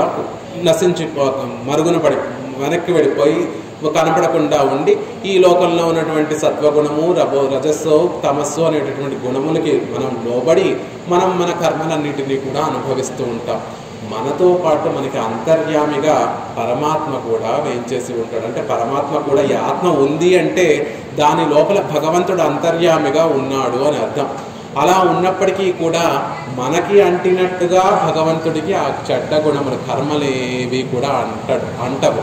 ఆ లోపల ఉన్నటువంటి భగవంతుడు ఎప్పుడూ కూడా హేయ గుణములు అంటే చెడ్డ గుణములు ఏవి కూడా ఆయన దగ్గరికి కూడా వెళ్లకుండా నిత్యము కళ్యాణ గుణములతో ఉండేటటువంటి వాడు. వీర్య గుణము అంటే రాక్షసులు ఎంతమంది వచ్చి రామచంద్రుడి మీద పడినా తాను ఒక్కడే ఆ రాక్షసులందరినీ కూడా సంహరించినట్టుగా భగవంతుడు ఈ లోకంలోకి తాను దిగి వచ్చినా లేకపోతే మనందరి లోపల అంతర్యామిగా ఉన్నప్పటికీ కూడా ఆయనకి హేయ గుణములు ఏవి కూడా అంటవండి, చెడ్డ గుణములు ఏవి కూడా అంటవు.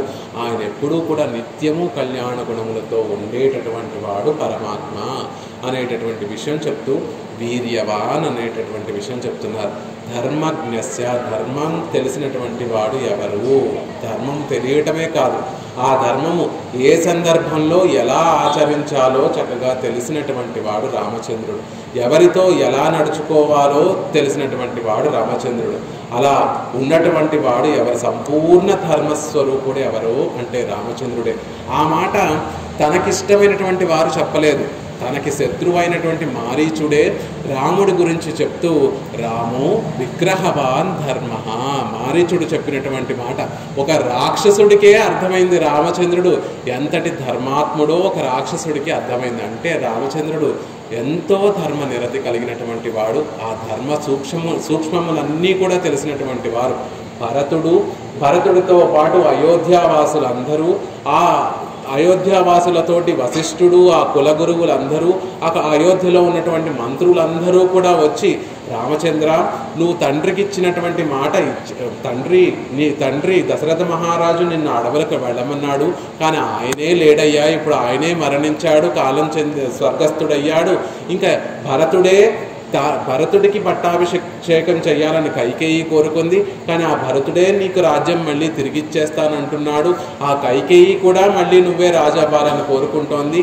కాబట్టి నువ్వు వచ్చి మళ్ళీ రాజ్యాన్ని ఏలుకొని మమ్మల్ని అందరినీ ఆనందింపచేయాలి అని భరతుడు, వశిష్ఠుడు, అక్కడ ఉన్నటువంటి అయోధ్య వాసులందరూ కూడా రామచంద్రుడిని వేడుకుంటే, నేను తండ్రికి ఇచ్చినటువంటి మాటను తప్పను, సత్యవాక్ పరిపాలన, తండ్రికి ఇచ్చినటువంటి మాట ఎట్టి పరిస్థితిలో కూడా నేను దాటను అని అంతమంది బలవంత పెడుతున్నా కూడా ధర్మనిరతి కలిగినటువంటి వాడు కాబట్టి ఆ ధర్మం నుండి తప్పకుండా తన పితృవాక్ పరిపాలనను చక్కగా చేసినటువంటి వాడు. అది ధర్మజ్ఞుడు, ధర్మం తెలిసినటువంటి వాడు. ఏకస్య రామో ధర్మాత్మ. ఈ లోకంలో నిజమైనటువంటి ధర్మాత్మ ఎవరైనా ఉన్నారు అంటే రామచంద్రుడే అంటున్నారు. ఆ అయోధ్యలో రామచంద్రుడు ఉన్నప్పుడల్లా దాన యజ్ఞ వివాహేషు రామచంద్రుడు ఎప్పుడూ కూడా 3 చోట్ల కనిపిస్తూ ఉండేవాడట. ఎవరైనా ఇద్దరు దానాలను చేస్తూ ఉంటే ఆ దానం ఇచ్చేటటువంటి వాడు యోగ్యుడా, ఆ దానం పుచ్చుకునేటటువంటి వాడు యోగ్యుడా అని రామచంద్రుడు ఆ దానం జరిగేటటువంటి చోటుకు వెళ్ళి ఆ ఇద్దరూ కూడా సమమైనటువంటి వారా కాదా, అక్కడ నిజంగా ధర్మబద్ధమైనటువంటి దానం జరుగుతోందా లేదా అని చూస్తూ అయోధ్యలో ఆ ధర్మరక్షణని కాపాడేటటువంటి వాడట. యజ్ఞము జరిగే చోట, యజ్ఞము ఈ రోజుల్లో అయితే మనం ఎక్కడో అధర్మంగా సంపాదించినటువంటి ద్రవ్యంతో కూడా మనం యజ్ఞాలను చేస్తున్నాం. కానీ అలా అధర్మంతో సమకూర్చుకున్నటువంటి ద్రవ్యంతో యజ్ఞయాగాదులు చేస్తే అది ధర్మహాని కలుగుతుంది. కాబట్టి ఎక్కడైనా యజ్ఞం జరుగుతోంది అంటే రామచంద్రుడు అక్కడికి వెళ్ళి, అయోధ్యలో ఎక్కడైనా ఎవరైనా యజ్ఞాన్ని చేస్తూ ఉంటే రామచంద్రుడు అక్కడికి వెళ్ళి ఆ యజ్ఞంలో ఎటువంటి ధర్మలోపం లేకుండా ఉండేటట్టుగా చూసుకునేవాడట. అలాగే వివాహం జరిగే చోట ఆ వివాహంలో కూడా ఎటువంటి ధర్మహాని జరగకుండా అక్కడ అన్నీ కూడా ధర్మబద్ధంగా జరిగేటట్టుగా రామచంద్రుడు చూసుకునేవాడట. అలా మూర్తీభవించినటువంటి ధర్మస్వరూపమే రామచంద్రుడు అనేటటువంటి విషయాన్ని చెప్తున్నారు. మరి ఇది భగవత్తత్వానికి ఎలా అన్వయింపబడుతుందండి అంటే, ధర్మాలలో అన్నిటికన్నా గొప్ప ధర్మం ఏమిటి అంటే రక్షించడమే. మన దగ్గరికి శరణు అనేటటువంటి వారందరినీ రక్షించడమే పరమధర్మం. ఆ భగవంతుడు కూడా రక్షాపేక్షం ప్రతీక్షతే, ఎవరైనా వచ్చి నన్ను రక్షించమని కోరుకుంటారా అని ఎప్పుడూ కూడా వేచి ఉండేటటువంటి వాడు. సృష్టి స్థితి లయములు అనే 3 పనులు చేస్తూ ఉంటాడు పరమాత్మ, పరబ్రహ్మ స్వరూపం. ఆయన చేసేటటువంటి ఈ 3 పనులు కూడా రక్షణలోకే చెంది ఉంటాయి. సృష్టించడము అంటే అప్పటి వరకు నామరూపాలు లేకుండా, శరీరాలు ఏమీ లేకుండా పడి ఉన్నటువంటి ఆ జీవాత్మలన్నిటినీ కూడా దయతోటి తాను కటాక్షించి ఈ ఆత్మలన్నిటికీ కూడా వారి కర్మానుగుణంగా వారికి కావలసినటువంటి శరీరాలన్నిటినీ కూడా ఈ సృష్టినంతటినీ, లోకాలన్నిటినీ కూడా సృజించి మనకి కావాల్సినటువంటి శరీరాలన్నిటినీ కూడా తాను ఇవ్వడము, శాస్త్రం అనేటటువంటి ఒక చక్కటి దీపాన్ని మనకి ప్రసాదించడము, ఆ శాస్త్రానుగుణంగా మనం నడుచుకొని భగవంతుడిని ఎలా చేరుకోవాలో తాను కటాక్షించడం, ఇది సృష్టి చేయడం కూడా రక్షించడమే అండి. ఆ తర్వాత సృష్టించిన తర్వాత ఈ లోకంలో ఉన్నటువంటి వారికి ఎన్నో కష్టాలు కలిగితే ఆ కష్టాలన్నిటినీ కూడా భగవంతుడే తానే స్వయంగా అవతారాలు స్వీకరించి లోకంలో ఉన్నటువంటి అధర్మాలన్నిటినీ కూడా నిర్మూలన చేసి ధర్మ సంస్థాపన చేసి రక్షిస్తూనే ఉంటాడు. మరి ప్రళయం కూడా రక్షించడమే అంటున్నారు. అదెలా కుదురుతుందండి అంటే, ప్రళయంలో మళ్ళీ ఈ లోకాలన్నీ కూడా నామరూపాలు లేకుండా నశించిపోతూ ఉంటే ఆ ఆత్మలన్నిటినీ కూడా తన లోపల ఉంచుకొని, ఒక మూల తన లోపల ఉంచుకొని భగవంతుడు ఆ ప్రళయ సమయంలో కూడా ఈ జీవులందరినీ కూడా రక్షిస్తుడు. ఆ ప్రళయ జలాలతోటి ఈ నీరుతోటి ఈ లోకాలన్నీ కూడా ముంచివేస్తూ ఉంటే ఆ నీటిలో ఈ ఆత్మలన్నీ కూడా కొట్టుకుపోకుండా ఆ ఆత్మలన్నిటినీ తనలో ఉంచుకొని భగవంతుడు రక్షిస్తూ ఉంటాడు. ఇలా సృష్టి కార్యము, రక్షించడము, ప్రళయము, ఈ 3 కూడా భగవంతుడు కరుణతోటి, దయతోటి చేస్తూ ఉంటాడు. కాబట్టి ఆయన ధర్మజ్ఞుడు, ఆ సర్వేశ్వరుడు అయినటువంటి ఆ శ్రీమన్నారాయణుడు ధర్మజ్ఞుడు అనేటటువంటి విషయాన్ని చెప్తున్నారు. ఆ తర్వాత ఆ వాల్మీకి మహర్షి అడిగినటువంటి ప్రశ్న, కృతజ్ఞశ్చ, కృతజ్ఞుడెవరు? తనకు చేసినటువంటి ఉపకారం, ఏ చిన్న ఉపకారం చేసినా దాన్ని గుర్తుపెట్టుకునేటటువంటి వాడు ఎవరు, కృతజ్ఞుడై ఉండేటటువంటి వాడు ఎవరు అనేటటువంటి విషయాన్ని చెప్తే, ఇంకెవరయ్యా, రామచంద్రుడు. ఆయన చేసినటువంటి కథంచిత్ ఉపకారేణ కృతేన ఏకేన తుష్యతి నస్మరత్ అపకారాన్ని శతాంసి పాత్యవత్తయ. రామచంద్రుడు ఎలాంటి వాడు అంటే, తన విషయంలో ఏ చిన్న ఉపకారం చేసినా అది 100 సార్లు తలుచుకొని ఆహా ఇతడు నాకు ఇంత ఉపకారం చేశాడు అని 100 సార్లు తలుచుకొని అది గొప్పగా ఆనందిస్తూ ఉండేవాడట. ఎవరైనా వచ్చి రామచంద్రుడికి 100 అపకారాలు చేసినా వాటినన్నిటినీ కూడా మర్చిపోతూ ఉండేవాడట. విష్ణు సహస్రనామం చదువుతూ ఉంటే భగవంతుడికి 2 నామాలు ఉంటాయి. అవిజ్ఞాత, సహస్రాంశువు అనే 2 నామాలు ఉంటాయి విష్ణు సహస్రనామంలో. అవిజ్ఞాత అంటే తెలియనటువంటి వాడు అని అర్థం. నిజంగా భగవంతుడు సర్వజ్ఞుడండి అని చెప్తా, అంటే అన్నీ తెలిసినటువంటి వాడు భగవంతుడు. కానీ ఆ భగవంతుడికి తెలియనటువంటి వాడు అనేటువంటి నామం ఎలా పొసుకుతుందండి?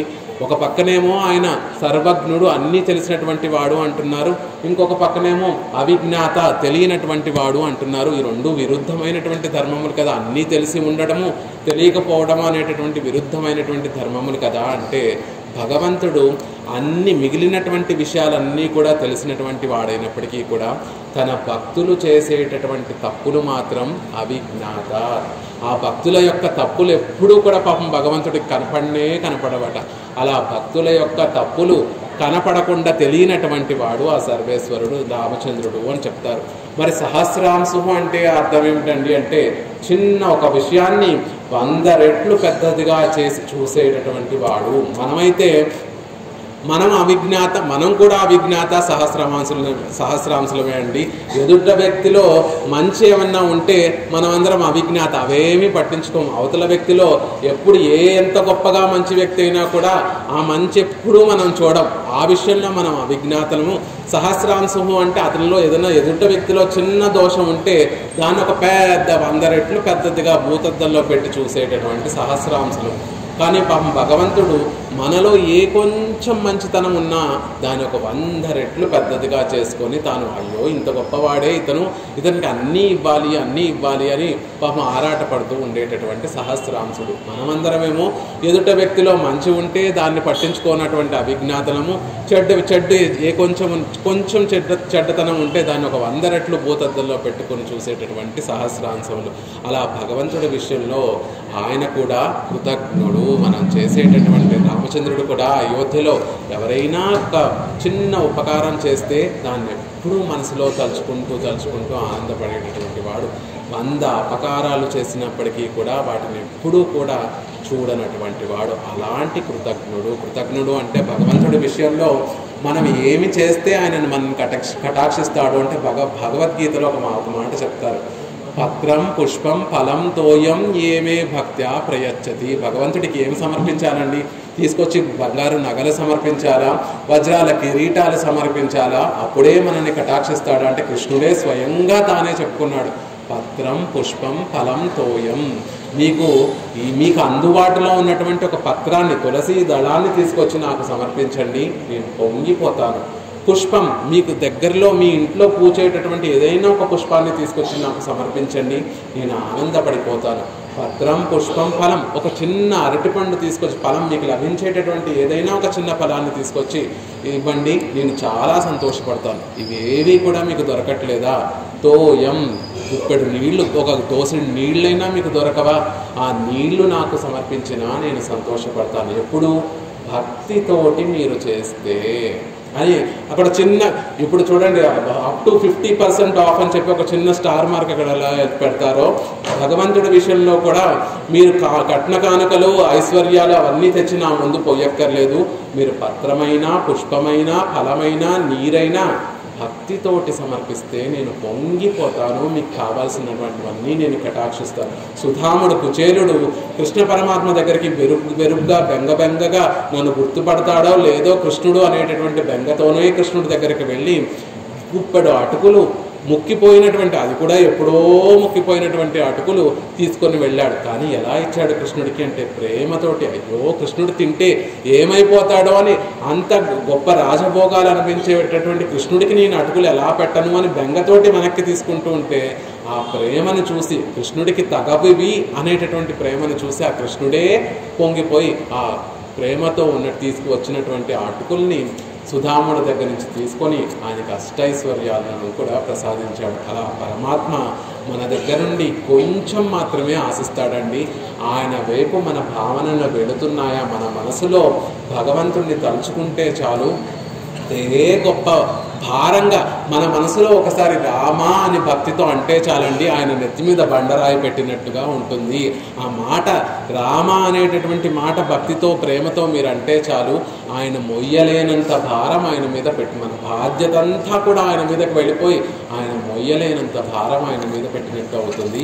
అలా కృతజ్ఞుడు మనం చేసేటటువంటి చిన్న చిన్న విషయాలనే మనసులో ఉంచుకొని విశేషంగా మనకి ఫలములు కటాక్షించగలిగినటువంటి దయాసముద్రుడు ఆ పరమాత్మ. సత్యవాక్యో దృఢవ్రత, సత్యమే ఎప్పుడూ పలికేటటువంటి వాడు. ఆ సత్యం అనేటటువంటి రామచంద్రుడు సత్యవాక్ పరిపాలన గురించి అందరికీ తెలిసింది. ఇందాక మనం చెప్పుకున్నట్టుగా అందరూ కలిసి నువ్వు నీ మాటను వెనక్కి తీసేసుకొని మళ్ళీ అయోధ్యకు రావయ్యా అంటే నేను ఇచ్చిన మాటను నిలబెట్టుకునే తీరుతాను అని చెప్పాడు. అసలు అయోధ్య నుండి అడవులకి వెళ్ళమని నేరుగా దశరథ మహారాజు చెప్పలేదు. దశరథ మహారాజు కైకేయి యొక్క భవనంలో ఉన్నాడు. కైకేయి 2 వరాలు కోరుకుంది.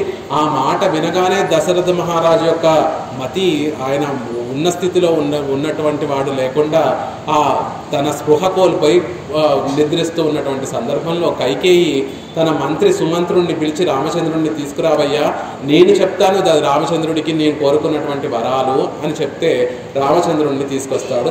మంత్రి సుమంత్రుడు తీసుకొచ్చి, అమ్మా ఏమిటి నాన్నగారు పడుకొని ఉన్నారు మాట్లాడట్లేదు అంటే, మీ నాన్నగారిని నేను 2 వరాలు అడిగానయ్యా. ఒకటేమో నీకు 14 సంవత్సరాలు వనవాసం అని చెప్పాను, కాబట్టి నువ్వు వెంటనే వనవాసానికి సిద్ధపడాలి అని కైకేయి చెప్తుంది. అమ్మా నాన్నగారు ఈ మాట నాకు చెప్పరా అంటే, ఆయన చెప్పేటటువంటి అవస్థలో లేరు, మరి నువ్వు వెళతావో. కైకేయి ఏమనుకుంటుంది మనసులో, దశరథుడు స్వయంగా రామచంద్రుడికి చెప్పలేదు కాబట్టి వెళతాడో వెళ్ళడో అని ఆవిడ బెంగ. ఇంకా నేను వెళ్ళను, నాన్నగారు చెప్తేనే నేను వెళతాను అని రామచంద్రుడు కూర్చుంటాడేమో అని ఆవిడ బెంగ పడిపోతూ, మీ నాన్నగారు చెప్పేటటువంటి స్థితిలో లేరు, నేను మాత్రం ఈ వరం కోరుకున్నాను అంటే రామచంద్రుడు అప్పుడు కైకేయితో ఒక మాట చెప్తాడు. అమ్మా రామో ద్విర్నాభిభాషతే, రామచంద్రుడు ఎప్పుడూ 2 విధాలుగా మాట్లాడేటటువంటి వాడు కాదు. ఎప్పుడూ తాను చెప్పినటువంటి మాట మీద నిలబడేటటువంటి స్వభావం కలిగినటువంటి వాడు.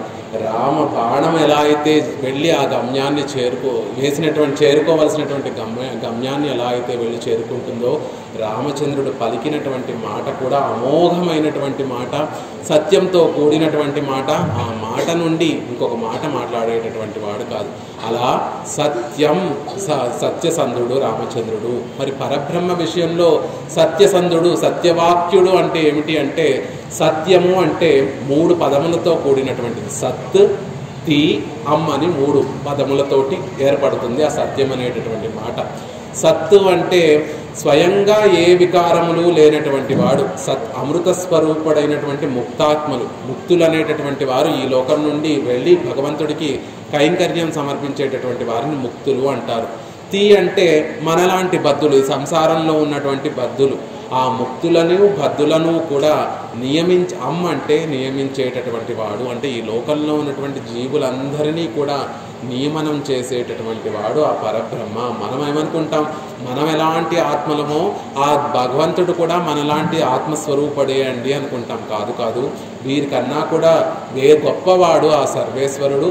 ఆయన ఈ రెండిటిని, ప్రకృతిని జీవులను అందరినీ కూడా నియమించేటటువంటి వాడు అనేటటువంటి విషయం పరబ్రహ్మ స్వరూపంలో తెలుస్తుంది.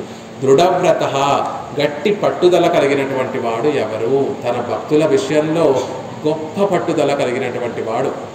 రామచంద్రుడు అరణ్యవాసానికి వెళ్ళిన తర్వాత ఋషులందరూ కూడా వచ్చి, రామచంద్ర, రాక్షసులందరూ కూడా మమ్మల్ని బాధ పెడుతున్నారయ్యా, ఆ రాక్షసుల్ని సంహరించి నువ్వు మమ్మల్ని రక్షించాలి అని రామచంద్రుడి దగ్గరికి వచ్చి అరణ్యవాసంలో ఋషులందరూ కూడా రామచంద్రుడి దగ్గర మొరపెట్టుకుంటాడు. ఆ సందర్భంలో సీతాదేవి ఒక మాట చెప్తుంది, రామచంద్ర, నీకు తెలియనటువంటి విషయం కాదు, మనం ఏదో 14 సంవత్సరాలు అరణ్యంలో ఉండి అయోధ్యకి సుఖంగా వెళ్ళిపోదామని వచ్చాము. రాక్షసులకి మనకి ఎటువంటి ప్రత్యక్షంగా విరోధము కూడా వైరం ఏమీ లేదు.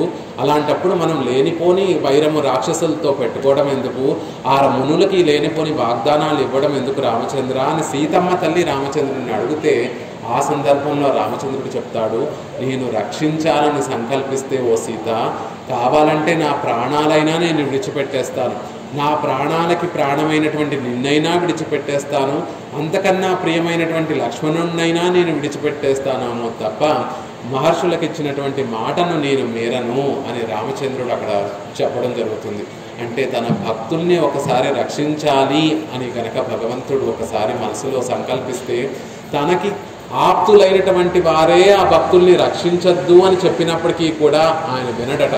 విభీషణుడు వచ్చి ఆ ఆకాశంలో రామచంద్ర నువ్వే నాకు రక్షకుడివి అని ఆకాశంలో నిల్చుంటే తనకిష్టమైనటువంటి సుగ్రీవుడు తనకిష్టమైనటువంటి వారందరూ కూడా విభీషణుడిని రక్షించకూడదు, ఆయన శత్రు సైన్యంలోంచి వచ్చాడు, మనకి ఏమైనా అపకారం చేస్తారేమో అని అక్కడ ఉన్నటువంటి వారందరూ కూడా వారిస్తుంటే వారందరినీ కూడా సమాధానపరిచి విభీషణుని రామచంద్రుడు తప్పక రక్షించి తీరాడు. అంటే భగవంతుడు ఒక్కసారి మనల్ని రక్షించి తీరాలి అనేటటువంటి ఒక సంకల్పాన్ని చేస్తే దాన్ని తప్పించగలిగినటువంటి వారు ఎవరు? అది దృఢవ్రతము. ఒక గొప్ప భక్తుల్ని రక్షించడంలో ఒక గొప్ప వ్రతం కలిగినటువంటి వాడు రామచంద్రుడు అంటున్నారు.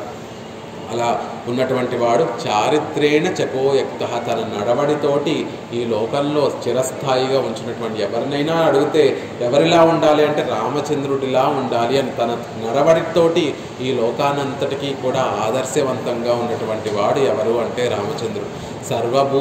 భూతేషు కోహిత, ఎవరు ఈ లోకంలో ఉన్నటువంటి సర్వభూతములకి ప్రియాన్ని కలిగించేటటువంటి వాడు రామచంద్రుడు. కేవలం మనుషులనే ఆనందింప చేయలేదు, ఒక ఉడతను కూడా ఆనందింపచేసినటువంటి వాడు, గొప్ప ఆదరించినటువంటి వాడు రామచంద్రుడు.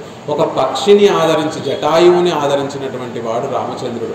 ఒక బోయ వనిత శబరిని ఆదరించినటువంటి వాడు రామచంద్రుడు. అలా సర్వభూతేషు కోహిత, తన చుట్టూ ఉన్నటువంటి అన్ని భూతములకి కూడా ప్రేమను పంచినటువంటి వాడు. మనం కూడా మనకి తెలిసినటువంటి వారితోనే మేము ఆనందంగా ఉంటామండి, మిగిలినటువంటి వారిని పట్టించుకోము, మన చుట్టూ ఉన్నటువంటి ప్రకృతిని మనం పట్టించుకోము అని అనుకుంటే అలా ఉండకూడదు. రామచంద్రుడు తాను నడిచి చూపించింది ఏమిటంటే నీ చుట్టూ ఉన్నటువంటి లోకాన్ని నువ్వు ప్రేమిస్తే అప్పుడు నీ జీవితం సుఖంగా ఉంటుంది. నీకు ఎన్ని కష్టాలు వచ్చినా కూడా నీ చుట్టూ ఉన్నటువంటి వారిని నువ్వు ప్రేమిస్తూ ఉండగలిగితే ఆ కష్టాలు నీకు కష్టాలుగా అనిపించవు, వారిలో ఉన్నటువంటి ఆనందం నీ జీవితంలోకి వచ్చి అప్పుడు నీ జీవితం కూడా సుఖమయం అవుతుంది అనేటటువంటి విషయాన్ని రామచంద్రుడి యొక్క నడవడి తెలుస్తుంది. అలా సర్వభూతేషు కోహిత, అన్ని భూతముల పట్ల హితాన్ని కోరుకున్నటువంటి వాడు. ఎంత గొప్ప వాడు అంటే రామచంద్రుడు వ్యసనేషు మనుష్యాణం భృసంభవతి దుఃఖిత ఉత్సవేషు చ సర్వేషు పితేవ పరితుష్యతి. అయోధ్యావాసులందరిలో ఎవరికైనా చిన్న అపకారం కలిగితే వారు దుఃఖపడుతూ ఉంటే వారికన్నా కూడా రామచంద్రుడు తనకే దుఃఖం కలిగిందేమో అని వారికన్నా ఎక్కువ దుఃఖపడుతూ ఉండేవాడట. ఎవరింట్లో అయినా చిన్న వేడుక జరుగుతూ ఉంటే వారు ఎంత సంతోషిస్తారో వారికన్నా ఒక 10 రెట్లు పితేవ. ఇప్పుడు కొడుకుకి ఒక చిన్న బోనస్ వస్తే తండ్రి ఎలా అయితే కొడుకు కన్నా గొప్ప ఆనందాన్ని పొందుతూ ఉంటాడో, రామచంద్రుడు అయోధ్యలో ఎవరికి ఏ చిన్న సంతోషం కలిగినా వారి తల్లిదండ్రులు ఎలా అయితే గొప్ప సంతోషాన్ని అనుభవిస్తూ ఉంటారో అలా రామచంద్రుడు వారి ఆనందాన్ని చూసి రామచంద్రుడు ఆనందిస్తూ ఉండేవాడట. అంటే ఎవరికైనా ఏదైనా చిన్న దుఃఖం కలిగితే అది మనకి దుఃఖం కలిగినట్టుగా మన మనసు స్పందించాలి. వాడి దుఃఖం కదా, వాడి దుఃఖాన్ని వాడే అనుభవిస్తూ ఉంటాడు అని మనం వదిలేసి పెడితే అప్పుడు మనం మనుషులం కాదు, ఈ జీవితానికి ఒక అర్థం ఉండదు అని రామచంద్రుడు తన నడవడితో తెలియచేశాడు. ఎవరికైనా మన చుట్టూ ఉన్నటువంటి వారికి ఒక ఆనందం కలిగితే అది మనకి లాభం కలిగింది, మనకి సంతోషం కలిగింది అని ఎదుట వ్యక్తిలో ఉన్నటువంటి ఆనందాన్ని మనం చూసి మనం ఆనందించినటువంటి రోజే నిజమైనటువంటి మానవ జన్మ పొందినటువంటి వారం అవుతాము. అది ప్రత్యక్షంగా తాను ఆచరించి చూపించాడు రామచంద్రుడు. అలా రామచంద్రుడిలాగా ఎవరికైనా దుఃఖం కలిగితే మనం దుఃఖించేటటువంటి మనసు స్పందించేటట్టుగా మనల్ని మనం మలుచుకోవాలి. ఎవరికైనా ఆనందం కలిగితే అది మనకి కలిగినటువంటి ఆనందంగా మనం మనసు ప్రతిస్పందన చేయాలి. అలా మనం నడుచుకోవాలి అంటున్నారు. విద్వాన్ కహ, విద్యావంతుడెవరు? రామచంద్రుడికి తెలియనటువంటి శాస్త్రం లేదు. అయోధ్యలో రామచంద్రుడు ఎక్కడ కనిపిస్తాడు అండి అంటే ఏ బ్రాహ్మణుల దగ్గర వారికి సేవ చేస్తూ వారి నుండి విషయములు తెలుసుకుంటూ, ఏ వృద్ధుల దగ్గర వారికి ఎప్పుడూ సేవ చేస్తూ వారి నుండి శాస్త్రములన్నీ తెలుసుకుంటూ కనిపిస్తూ ఉండేవాడట. ఆయన దశరథ మహారాజు భవనంలో ఉండేవాడు కాదు, కైకేయి భవనంలో ఉండేవాడు కాదు. ఎక్కడైతే పండితులందరూ ఉంటారో వారిని సేవిస్తూ వారి దగ్గర నుండి విషయాలన్నీ కూడా నేర్చుకున్నటువంటి వాడు రామచంద్రుడు. కాబట్టి విద్వాన్, గొప్ప విద్యావంతుడెవరు అనేటటువంటి విషయం. అలాగే సమర్థశ్చ, గొప్ప సమర్థుడైనటువంటి వాడు ఎవరు? అన్నిటినీ కూడా చేయగలిగినటువంటి వాడు. ఎక్కడో లంక ఉంటే ఇక్కడ ఇటువైపు ఉన్నటువంటి వారు ఆ లంక మీద చక్కటి వారధి నిర్మించినటువంటి సమర్థుడు. వారధి నిర్మించి రావణాసురుడిని సంహరించి అక్కడ ఉన్నటువంటి వారందరినీ కూడా రక్షించినటువంటి వాడు. కశ్చైక ప్రియదర్శన, ఎవరిని చూస్తే మన మనసు కూడా ఆనందంతో పొంగిపోతుందో అతను రామచంద్రుడు. ప్రియదర్శన, చూసినటువంటి వారి మనసుకి ఆహ్లాదాన్ని కలిగించేటటువంటి వాడు ఎవరు. మనం కూడా ఇతర వ్యక్తుల్ని చూస్తే ద్వేషాన్ని ఉట్టిపడేటట్టుగా మన మొహం ఉండకూడదండి. వారు ఎంత మనకి అపకారం చేసినప్పటికీ కూడా వారి విషయంలో మనం సహృదయాన్ని పాటించి వారి విషయంలో ప్రేమను పంచేటటువంటి ఒక మనస్థితి కలిగి ఉంటే ఆటోమేటిక్గా మన మొహం కూడా ప్రశాంతంగా ఉండి వారిని చూసినప్పుడు ఆ ప్రశాంత చిత్తంతో వారిలో ఉన్నటువంటి ఎదుట వ్యక్తిలో ఉన్నటువంటి ద్వేషాన్ని తగ్గించేటటువంటి వారం అవుతాం. అలా మనం కూడా ఎదుట వ్యక్తి మీద ప్రేమించేటటువంటి గుణం ఉంటే అప్పుడు కూడా మనం ప్రియదర్శనం మనమవుతాం. అలాంటి వాడు రామచంద్రుడు శూర్పణఖ యొక్క ముక్కు చెవులు కోసేసిన తర్వాత తన అన్నగారి దగ్గర, తన అన్న అయినటువంటి కరదూషణాల దగ్గరికి శూర్పణఖ వెళ్ళిన తర్వాత కోపంతో వెళ్ళింది. వారందరినీ కూడా తీసుకొచ్చి యుద్ధం చేసి ఈ రామలక్ష్మణుని సంహరింపచేయాలన్న కోపంతో వెళ్ళినటువంటి ఆ శూర్పణఖ తన అన్నులతోటి ఏమని చెప్పాలి, ఇంత క్రూరాత్మలు ఈ రామచంద్రుడు లక్ష్మణుడు నాకు ఇంత పరాభవం చేశారు అని ఎన్నో ద్వేషభావనతోటి వెళ్ళి చెప్పాలి. కానీ అక్కడికి వెళ్ళి తరుణౌ రూప సంపన్నౌ సుకుమారౌ మహాబలౌ, రామచంద్రుడి యొక్క రూప లావణ్యాన్నంతటినీ కూడా కీర్తింపచేస్తుంది, కొనియాడుతోంది శూర్పణఖ. అంత గొప్ప మనసుని కట్టిపడేసేటటువంటి గొప్ప సౌందర్యం కలిగినటువంటి వాడు రామచంద్రుడు. ఆత్మవాన్కో జితక్రోధో, ఆత్మవంతుడు ఎవరు, గొప్ప అందరినీ కూడా తనవాడిగా తెలుసుకో. ఆత్మవంతుడు అంటే ఎటువంటి స్థితుల్లో కూడా తనలో ఒక దైన్యం అంటే దుఃఖాన్ని పొందినటువంటి వాడు. ఒక ముందు రోజు రాత్రి దశరథ మహారాజు పిలిచి, రామచంద్ర రేపు నీకు యువరాజ పట్టాభిషేకం చేస్తాము, నిన్ను సామ్రాజ్యానికి రాజుని చేస్తాను అని చెప్పి తర్వాత రోజు వచ్చి నువ్వు అరణ్యవాసానికి వెళ్ళిపోవాలి అంటే రాముడి మనసులో ఎక్కడ కూడా భావనలో మార్పు రాలేదట.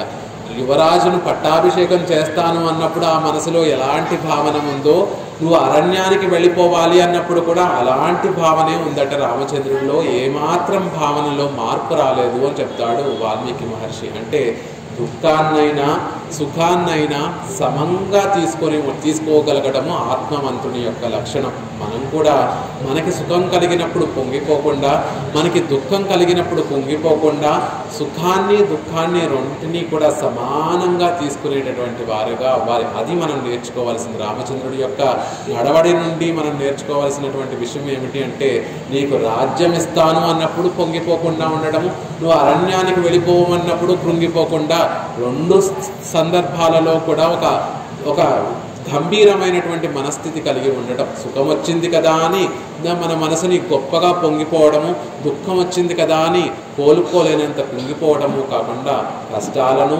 సుఖాలను రెండింటినీ కూడా సమబుద్ధితో తీసుకోగలిగేటట్టుగా మన మనసుని మనం అలవాటు చేసుకోవాలి. అది రామచంద్రుడి నుండి నేర్చుకోవాల్సినటువంటిది. ఆత్మవాన్కో జితక్రోధ, క్రోధమంటూ కోపమంటూ తెలియనటువంటి వాడు రామచంద్రుడు. తనకి ఎంత అపకారం చేసినా కూడా ఏమాత్రము కోపం కూడా రానటువంటి వాడు. అంత రావణాసుడు సీతను అపహరించిన తర్వాత రావణాసుడిని సంహరించగలిగినటువంటి అవకాశం లభించినప్పటికీ కూడా రామచంద్రుడికి, ఓ రావణ, మళ్ళీ నువ్వు ఒక చక్కటి రథాన్ని ఒక చక్కటి విల్లును తీసుకొని రేపు వచ్చి మళ్ళీ యుద్ధం చేస్తే అప్పుడు నీతో మళ్ళీ యుద్ధం చేసి నీతో యుద్ధం చేస్తాను అని తనకి కలిగినటువంటి అవకాశాన్ని కూడా విడిచిపెట్టేసి రావణాసుడికి ఒక చక్కటి అవకాశం ఇచ్చాడు రామచంద్రుడు. అంటే కోపమంటూ ఎరగనటువంటి వాడు. కానీ అలాంటి రామచంద్రుడికి కూడా ఒకసారి కోపంలో వశమైపోయాడండి అని వాల్మీకి మహర్షి చెప్తాడు. ఒకసారి హనుమ మీద రామచంద్రుడు కూర్చొని రావణాసుడితోటి యుద్ధం చేసేటటువంటి సందర్భంలో రాముడి మీదకి ఎన్ని బాణాలు వేసినా రాముడు వాటిని అన్నింటినీ కూడా ప్రతిఘటిస్తున్నాడు. రామచంద్రుడికి ఏమీ చేయలేకపోతున్నాడు రావణాసుడు. ఇంక ఇలా కాదు అని హనుమ మీదకి బాణాలు వేయడం మొదలుపెట్టాడట.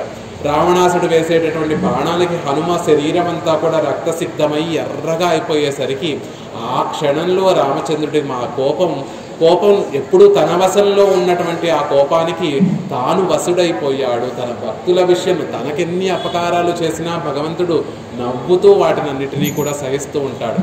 కానీ తన భక్తులకి ఏదైనా అపకారం చేస్తే అంతటి గొప్ప దయా సముద్రుడైనటువంటి ఆ భగవంతుడు కూడా సముద్రంలో కూడా ఎలా అయితే బడబాగ్నులు ఎలా అయితే పేలుతూ ఉంటాయో, ఎలా అక్కడ కూడా నిప్పులు ఎలా అయితే ప్రవహిస్తూ ఉంటాయో, అలా దయ కలిగినటువంటి ఆ భగవంతుడి హృదయంలో కూడా భక్తులకి ఎటువంటి అపకారాలు చేస్తే ఆయన సహించకుండా ఉండలేడు. అలా ఆ క్షణంలో మాత్రం కోపానికి వసుడైపోయాడు, లేకపోతే ఆయన వశంలో ఎప్పుడూ ఆ కోపం ఉంటుంది అనేటటువంటి విషయాన్ని చెప్తారు. జితక్రోధ ద్యుతిమాన్ కోనసూయక, ద్యుతిమంతుడు, చక్కటి రూప సౌందర్యం కలిగినటువంటి వాడు, గొప్ప తేజస్సు కలిగినటువంటి వాడు, గొప్ప అనసూయక, అసూయే లేనటువంటి వాడు. అసూయ అంటే ఇతరులలో గుణాలు ఉన్నప్పటికీ కూడా ఆ గుణాలను విడిచిపెట్టి దోషాలను వెతుకుతూ ఉండడమే అసూయ. అసూయ కుళ్ళుబోతుతనం అంటే ఏమిటండి అంటే, అవతల వ్యక్తిలో అన్ని మంచి గుణాలు కనిపిస్తున్నప్పటికీ కూడా వాటినేమీ పట్టించుకోకుండా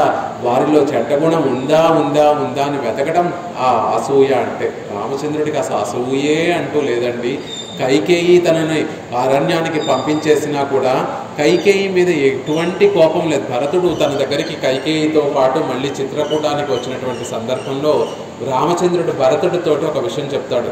భరత, నా తల్లిని నేను కౌసల్యాదేవిని ఎంతైతే గౌరవంగా ప్రేమగా చూసుకుంటానో, నువ్వు కూడా నీ తల్లి అయినటువంటి కైకేయిని అంతే గౌరవంగా ప్రేమగా చూసుకోవాలి అని తనకి అన్యాయం చేసినటువంటి కైకేయి పట్ల కూడా ఎంతో సాదరమైనటువంటి ఒక అభిప్రాయం, చక్కటి సానుకూలత, ప్రేమ కలిగినటువంటి వాడు రామచంద్రుడు. కాబట్టి అసూయ ఏమాత్రమూ లేనటువంటి వాడు. అలా కోనసూయక కస్య బిభ్యతి దేవాశ్చ జాతరోషస్య సమ్ముఖే. ఆ రామచంద్రుడు తలుచుకుంటే దేవతలను సైతం కూడా గడగడలాడించగలిగినటువంటి సమర్థుడు.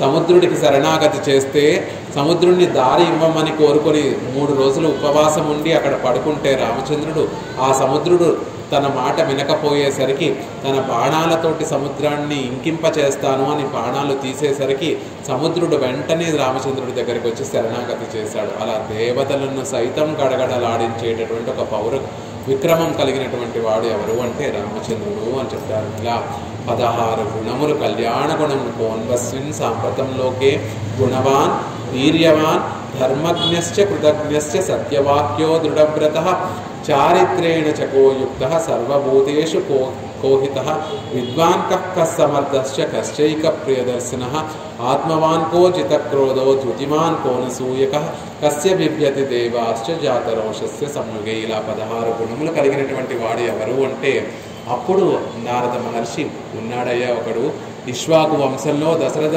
చక్రవర్తి యొక్క కుమారుడు రామచంద్రుడు ఇప్పటికీ ఈ లోకంలోనే ఉన్నాడు. ఆ రామచంద్రుల్లో ఈ కళ్యాణ గుణములు ఉన్నాయి అని అప్పటి వరకు జరిగినటువంటి ఆ రామాయణాన్నంతటినీ కూడా సంక్షేపంగా ఒక 100 శ్లోకాలలో నారద మహర్షి ఆ కథనంతటినీ కూడా వాల్మీకి మహర్షికి తెలియచేస్తాడు. ఆ కథ విన్నటువంటి వాల్మీకి మహర్షికి అప్పటి వరకు ఉన్నటువంటి ఆ సందేహాలన్నీ కూడా తొలగిపోయి మనసంతా కూడా ఒక ప్రశాంతంగా నిర్మలమైనటువంటి మనస్సుతోటి ఉన్నటువంటి వాడయ్యాడు. అప్పుడు ఆ వాల్మీకి మహర్షి ఆ ప్రశాంతమైనటువంటి మనస్సుతోటి తమసా నది అనేటటువంటి ఒక నది తీరాన్ని దగ్గరికి వెళ్ళేటటువంటి సందర్భంలో అక్కడ ఉన్నటువంటి ఆ నదిని చూస్తే రోజు ఆ నది దగ్గరికి వెళ్ళేవాడు. రోజు నిత్యము చేసేటటువంటి అనుష్ఠానం, ఆ నదిలో స్నానం చేసి తాను చేసుకునేటటువంటి అనుష్ఠానం చేస్తూ ఉండేవాడు. ఎప్పుడూ లేనటువంటి ఒక ప్రశాంతమైనటువంటి వాతావరణం అక్కడ కనిపించిందట. రోజు నేను వస్తున్నాను, రోజు ఇంత ప్రశాంతమైనటువంటి వాతావరణం కనిపించడం లేదు. ఈనాడు ఎందుకో ఈ లోకమంతా కూడా ప్రశాంతంగా కనిపిస్తోంది. ఈ నదీ జలాలన్నీ కూడా చక్కగా శ్రావ్యంగా, కలుషితం లేకుండా నిర్మలంగా ఈ నదీ జలాలన్నీ కూడా ప్రవహిస్తున్నాయి. నా చుట్టూ ఉన్నటువంటి వాతావరణం కూడా ఆహ్లాదంగా మారిపోయింది. ఏమి ఆశ్చర్యము అని వాల్మీకి మహర్షి తనలో తాను అనుకుంటున్నాడట. ఏమిటి, ఎందుకు మార్పు?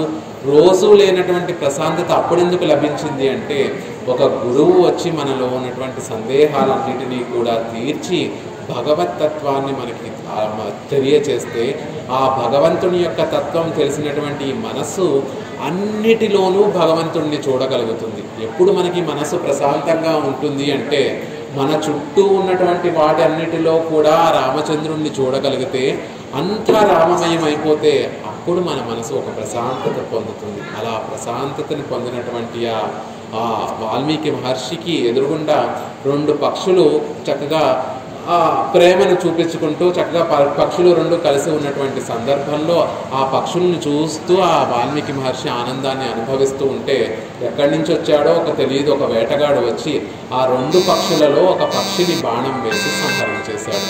ఆ పక్షి నేలకు కూలిపోయింది. అక్కడ ఉన్నటువంటి ఆడపక్షి ఆ దుఃఖాన్ని భరించలేక ఆ కింద ఉన్నటువంటి పక్షిని చుట్టూతా తిరుగుతూ అది ఎంతో దుఃఖాన్ని అనుభవిస్తోంది. అప్పుడు వాల్మీకి మహర్షి యొక్క హృదయం, అప్పుడు వరకు ప్రశాంతంగా ఉన్నటువంటి హృదయం, ఒక్కసారి అలాంటి సంఘటన చూసేసరికి ఆ హృదయం శోకంతో నిండిపోయి అంటే తనకి తెలియకుండానే తన నోట్లోంచి ఒక అప్రయత్నంగా కొన్ని మాటలు వెలువడ్డాయట. అది మొట్టమొదటి ఈ లోకానికి అందినటువంటి శ్లోకము అంటారు.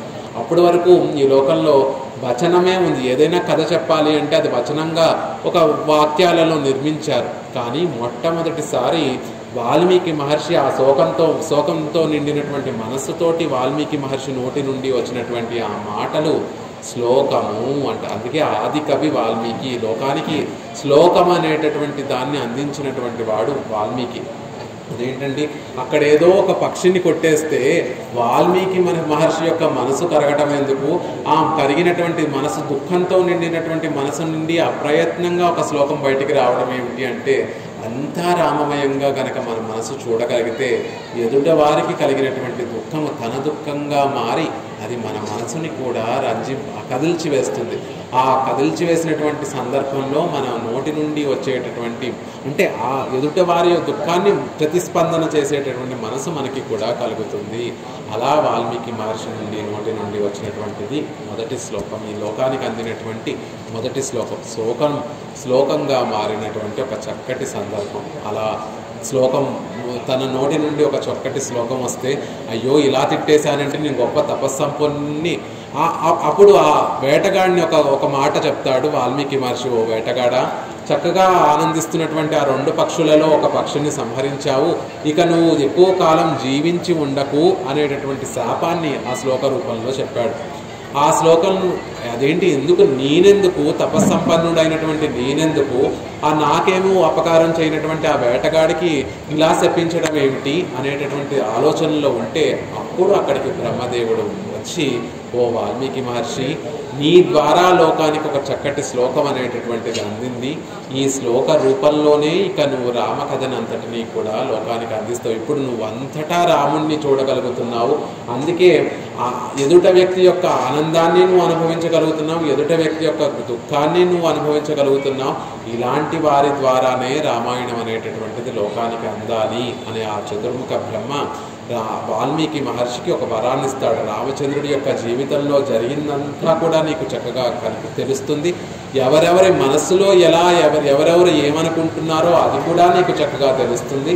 కాబట్టి నువ్వు రామచంద్రుడి యొక్క చరిత్రను ఒక కావ్యంగా రాసి ఈ లోకానికి అందించు. ఆ కావ్యము కూడా ఎప్పటి వరకు ఈ లోకంలో నదులన్నీ పారుతూ ఉంటాయో అప్పటి వరకు ఈ లోకంలో రామాయణం అనేటటువంటిది ఉండి ఈ లోకాన్ని అంతటినీ కూడా రక్షిస్తుంది అనేటటువంటి విషయాన్ని చెప్తాడు. అలా వాల్మీకి మహర్షి రామాయణాన్ని రచించి తన ఆశ్రమంలో ఉన్నటువంటి సీతాదేవికి పుట్టినటువంటి లవకుశులకి ఆ రామాయణాన్ని నేర్పిస్తే ఆ లవకుశులు అయోధ్యకు వెళ్ళి రేపటి రోజున రామచంద్రుడి ముందు రామాయణాన్ని గానం చేసేటటువంటి ప్రయత్నం చేస్తారు. రేపటి రోజున అయోధ్య నగరము యొక్క వర్ణనతోటి రామాయణం మొదలవుతుంది. అయోధ్య నగర వర్ణనము, రామ జననము రేపటి రోజున యథావకాశంగా మనం సేవించేటటువంటి ప్రయత్నం చేద్దాం.